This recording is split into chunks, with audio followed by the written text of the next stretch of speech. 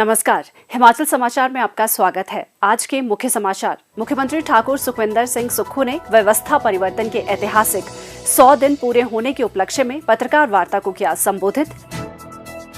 विश्व वानिकी दिवस पर मुख्यमंत्री ने हटेगी फुलनू लौटेगी चरागाह अभियान का किया शुभारंभ। और अब समाचार विस्तार से। विकास, सुशासन और जन कल्याणकारी सोच के साथ व्यवस्था परिवर्तन के ऐतिहासिक 100 दिन के उपलक्ष्य में आज हिमाचल प्रदेश विधानसभा परिसर में मुख्यमंत्री ठाकुर सुखविंदर सिंह सुक्खू ने पत्रकार वार्ता को संबोधित करते हुए कहा, हमारी सरकार का कार्यकाल अभी 100 दिन का पूरा हुआ है। इस अवसर पर मैं सभी मंत्रिमंडल के सदस्य और सभी प्रदेश के कर्मचारी व अधिकारियों का धन्यवाद करता हूं कि 100 दिन के इस कार्यकाल में सभी प्रदेश के कर्मचारी और अधिकारियों ने दिन रात मेहनत करके एक दिशा इस प्रदेश की तय की है। ये दिशा आने वाले समय की व्यवस्था परिवर्तन की दिशा है। हमने कई परिवर्तन इन 100 दिनों में किए और मुझे खुशी है उसका परिणाम आने में अभी समय लगेगा, लेकिन बजट इस दिशा को दर्शाता है। मंत्रिमंडल के सहयोगी सदस्य दिन रात मेहनत करके रात के 12-12 बजे तक अधिकारियों से बैठक करके इस प्रदेश की बिगड़ती अर्थव्यवस्था जो थी, जो कर्ज के बोझ के तले दबी हुई थी, आर्थिक संकट से हमें जूझना पड़ रहा था, बजट किस स्वरूप में हो, मैं सभी मंत्रिमंडल के सदस्यों का भी धन्यवाद करना चाहूँगा और प्रदेश के अधिकारियों का भी धन्यवाद करना चाहूँगा कि जब 17 मार्च को बजट पेश किया, उस बजट में हमारी एक नई दिशा प्रदेश के लोगों के लिए उम्मीद की किरण बनकर आई। मैंने बजट को लीक से हटकर स्कीम बेस्ड योजनाओं के अंतर्गत किया है। तकरीबन 10 मीटिंगें तो मैंने खुद की, मंत्रिमंडल के सदस्यों से अलग से बैठक की और पहले दिन से हमारी कमिटमेंट है। आज मुझे खुशी है कि 100 दिन के इस छोटे से कार्यकाल में हमने जहां कुछ विभागों में व्यवस्था परिवर्तित कर दी है, कुछ विभागों में आने वाले 1 साल में जो बजट है वो आपको परिणाम देगा। हम हिमाचल प्रदेश की जनता, समाज के सभी वर्ग, किसान, मजदूर, महिलाएं, सरकारी कर्मचारी, अधिकारी को विश्वास दिलाना चाहते हैं कि हमारी सरकार पारदर्शिता से काम करेगी और जनता की सेवा में सत्ता सुख के लेनी सब कुछ जनता के हितों के हित में फैसले किए जाएंगे। पहले दिन बनने के बाद सभी विधायकों ने कहा कि हम हिमाचल सदन में जाते हैं, हिमाचल भवन में जाते हैं, चंडीगढ़ हिमाचल भवन में जाते हैं, हमसे 300 रुपया लिया जाता है और जो आम आदमी आता है उससे 1000 रुपया लिया जाता है। ये विधायकों ने उठाई मांग, ये किसी ने नहीं मांग उठाई। हमने उसी दिन फैसला किया कि सबको एक समान हिमाचल सदन और हिमाचल भवन में जो कमरे का किराया है वो एक समान किया जाएगा और हमने उसी दिन 1200 रुपया जो उनसे लिया जाता था उसी दिन से कर दिया। खाने का आधा रेट लिया जाता था वो भी उसी दिन से कर दिया। ये चीज छोटी है लेकिन दिशा तय करने वाली थी उनके त्याग की कि हम लोग भी इस दृष्टि से आगे आ रहे हैं। ये व्यवस्था परिवर्तन का पहला उदाहरण था। उसके बाद मैं उन बालिका आश्रम में गया। मैंने उप मुख्यमंत्री मुकेश जी से अनुरोध किया कि आज हम सचिवालय नहीं जाएंगे, प्रक्रिया होती है कि ओथ के बाद मुख्यमंत्री और मुख्यमंत्री सचिवालय जाए। मैं बालिका आश्रम गया। टूटी गंडी के उस बालिका आश्रम में मैंने उन बच्चों से सीखा। वो कभी कोई मांग लेकर नहीं आते थे और हमने उनके लिए सुख आश्रय कोष की स्थापना की कि आने वाले समय में सरकार ही माता है, सरकार ही पिता है। इस दृष्टि से हमने कार्य करना शुरू किया। पहली कैबिनेट में हमने 1,36,000 सरकारी कर्मचारी और अधिकारियों को मानवीय दृष्टिकोण अपनाते हुए, सामाजिक दृष्टिकोण अपनाते हुए उन्हें हमने ओल्ड पेंशन स्कीम के तहत लाया। और मुझे खुशी इस बात की है कि हमने उसके लिए 1,000 करोड़ रुपए का प्रबंध किया है। यही नहीं, उसके बाद हिमाचल प्रदेश में काम करने के दिन कम होते हैं, पीडब्ल्यूडी का काम होता है, आईपीएच का काम होता है। पहले 90 दिन के अंदर टेंडर प्रक्रिया होती थी, 90 डेज के अंदर टेंडर प्रक्रिया होती थी। अब जब 90 डेज के अंदर टेंडर प्रक्रिया होती थी, टेंडर की नोटिस निकलता था 21 दिन के बाद। 21 दिन के बाद फिर एससी साहब उसको अवार्ड करते थे, हमने उसको भी चेंज कर दिया।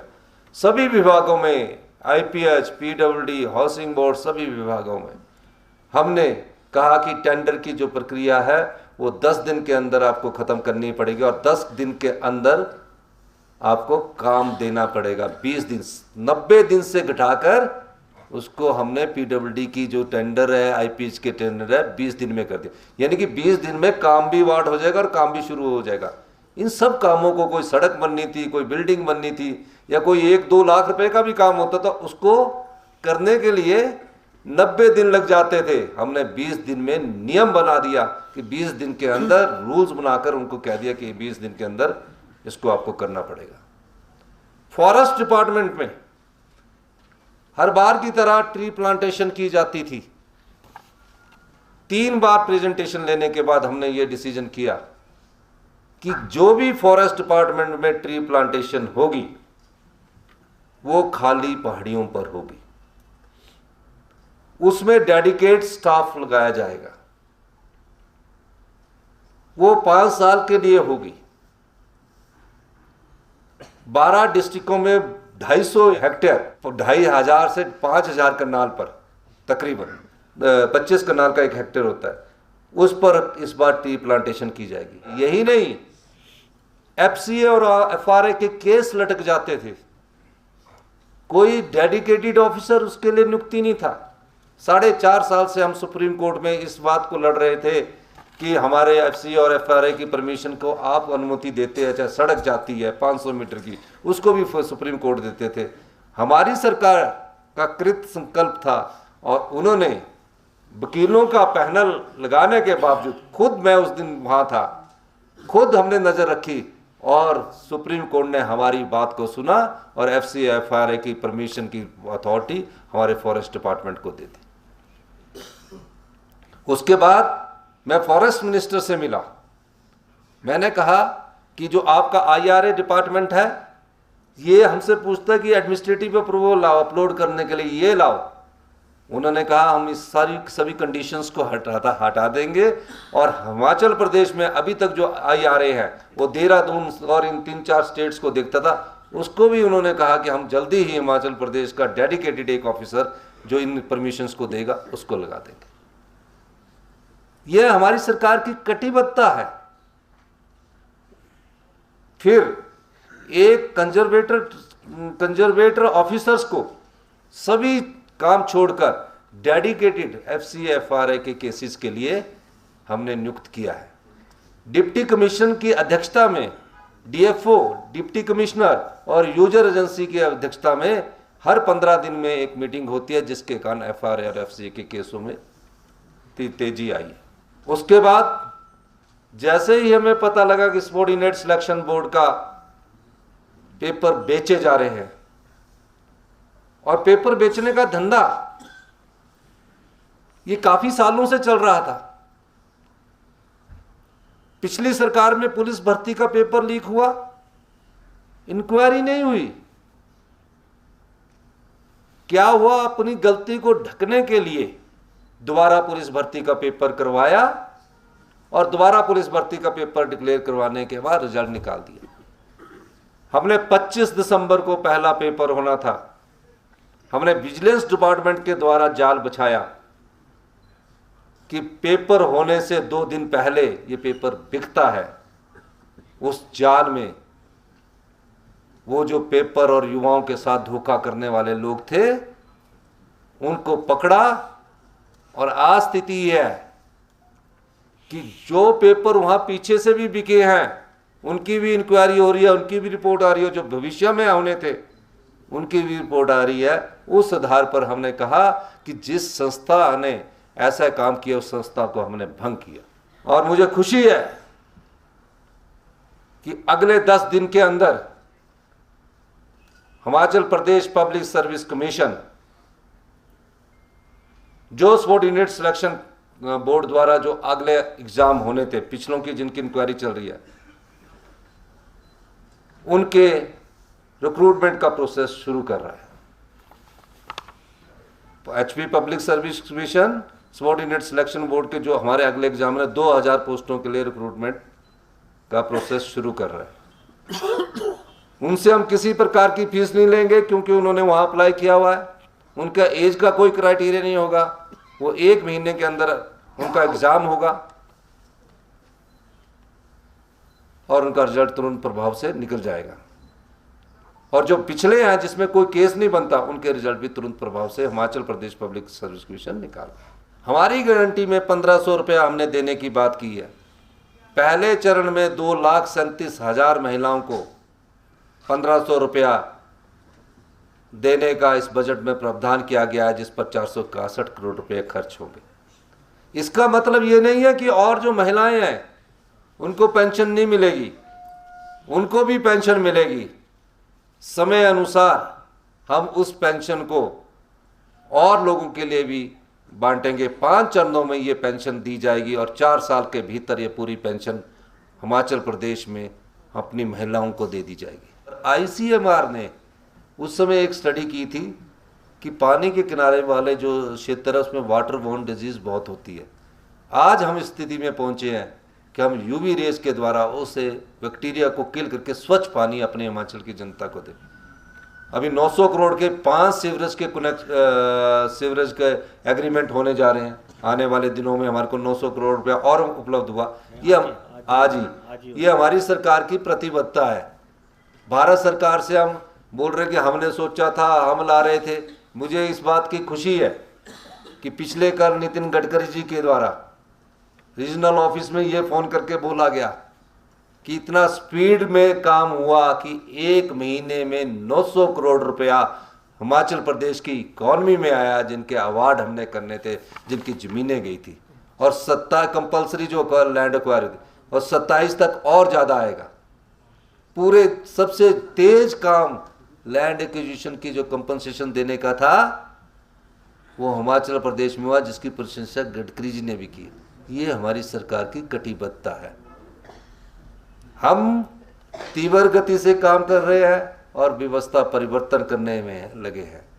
और ये व्यवस्था परिवर्तन का ही नमूना है कि 100 दिन के अंदर जो हमने कार्य किए हैं, इससे पहले किसी और सरकार ने नहीं किए होंगे।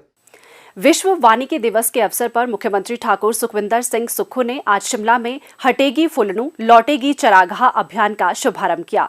8 दिनों तक चलने वाले इस अभियान का उद्देश्य लोगों को वनों की आग की रोकथाम और लैंटाना प्रभावित क्षेत्रों में पारिस्थितिकी तंत्र की बहाली के बारे में जागरूक करना है। इस अवसर पर मुख्यमंत्री ने वन संपदा संरक्षण और हानिकारक खरपतवार के उन्मूलन के संबंध में लोगों को जागरूक करने के लिए जागरूकता वाहनों को हरी झंडी दिखाकर रवाना किया। मुख्यमंत्री ने कहा कि वनों की आग न केवल वन संपदा बल्कि क्षेत्र की जैव विविधता, वातावरण और पारिस्थितिकी को प्रभावित करती है। उन्होंने कहा कि गर्मियों में सूखे के दौरान वन चीड़ की पत्तियों और सूखे घास फूस से भर जाते हैं। वनों में आग के कारण न सिर्फ वन संपदा प्रभावित होती है बल्कि भूमि की उर्वरता के साथ साथ जल स्रोतों को भी नुकसान पहुंचता है। इस अवसर पर मुख्यमंत्री ने वनों के संरक्षण में जन जागरूकता के महत्व पर बल देते हुए कहा कि वन राज्य के लिए बहुमूल्य संपत्ति है और हर वर्ष गर्मियों के दौरान वनों में आग की घटनाएं बढ़ जाती है, जिससे करोड़ों की वन संपदा और अन्य जीव जंतुओं का नुकसान होता है। उन्होंने कहा कि सभी के सहयोग से इसे रोकने की आवश्यकता है। जंगल की आग से पारिस्थितिकी तंत्र और अर्थव्यवस्था दोनों पर दुष्प्रभाव पड़ता है। उन्होंने लोगों से इस अभियान को सफल बनाने के लिए वन विभाग को पूर्ण सहयोग देने की अपील की। मुख्यमंत्री ने कहा कि लैंटाना खरपतवार विशेष तौर पर राज्य के निचले क्षेत्रों में पारिस्थितिकी तंत्र को बुरी तरह प्रभावित करता है और लैंटाना कृषि तथा वन भूमि दोनों के लिए हानिकारक है। इस अवसर पर मुख्यमंत्री ने लैंटाना उन्मूलन पर पोस्टर और वनों में आग पर एक पुस्तिका भी जारी की।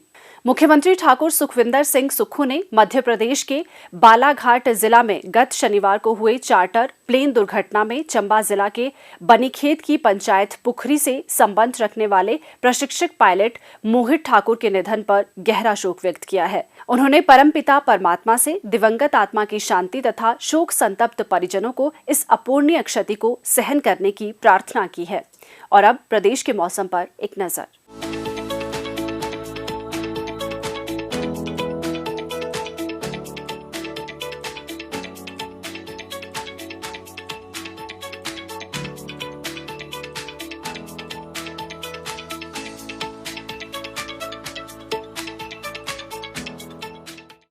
हिमाचल समाचार देखने के लिए सब्सक्राइब करें YouTube channel information and public relations department HP, follow करें ट्विटर @DPRHP, लाइक करें Facebook page information and public relations department Himachal Pradesh, visit करें वेबसाइट www.himachalpr.gov.in। इस अंक में इतना ही। कल फिर होगी मुलाकात। दीजिए इजाजत। नमस्कार।